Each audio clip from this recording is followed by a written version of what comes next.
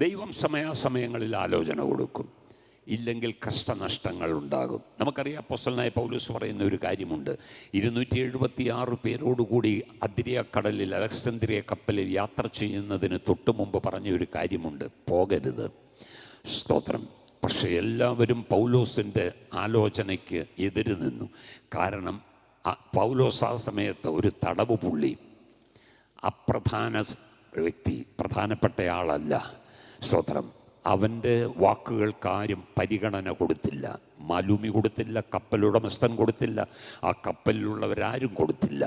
അവരെല്ലാം ഒന്നിച്ചു നിന്നപ്പോൾ കാലാവസ്ഥയും അനുകൂലമായി, കാറ്റ് അനുകൂലമായി വീശുന്നത് കണ്ടപ്പോൾ തീരുമാനിച്ചു, എല്ലാം അനുകൂലമാണ്.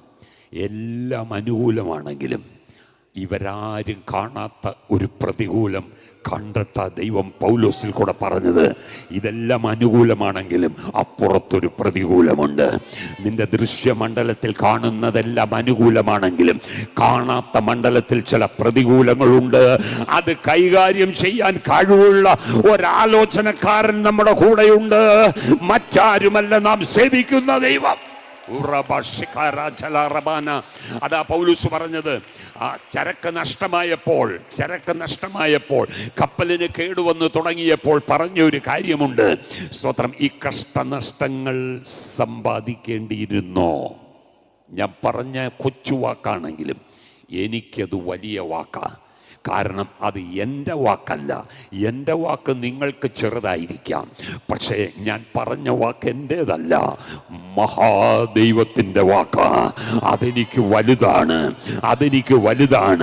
അതിനെ കഴിഞ്ഞും വലുത് എനിക്ക് ഒന്നില്ല. ഇതിനെ കഴിഞ്ഞും വലുത് എനിക്ക് ഒന്നുമില്ല. ഈ പ്രമാണത്തെ കഴിഞ്ഞും വലുത് എനിക്ക് ഒന്നുമില്ല. ഇതിലെ ഓരോ വചനവും നമ്മെ ജീവിപ്പിക്കുന്ന വചനമാ. ഇതിലെ ഓരോ വചനവും നമ്മെ വിടുവിക്കുന്ന വചനമാ. ഇതിലെ ഓരോ വചനവും നമ്മെ രൂപാന്തരപ്പെടുത്തുന്ന വചനമാ. ഇതിലെ വചനം ഓരോന്നും നമ്മെ നിത്യതയിൽ എത്തിക്കുന്ന വചനമാ. ഹല്ലേലൂയ.